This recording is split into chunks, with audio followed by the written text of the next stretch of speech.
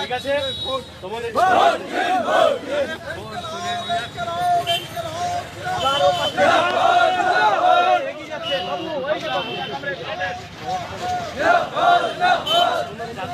লড়াই নয়, মানুষ যাতে মানুষের মতো থাকতে পারে এই কথাই সংসদে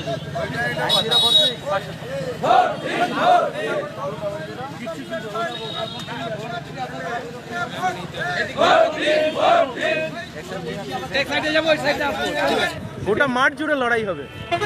তুমি সরকারে আছো ভাই, বিজেপি কেন্দ্রের সরকারে, তুমি রাজ্যের সরকারে, আমরা কোথাও নেই।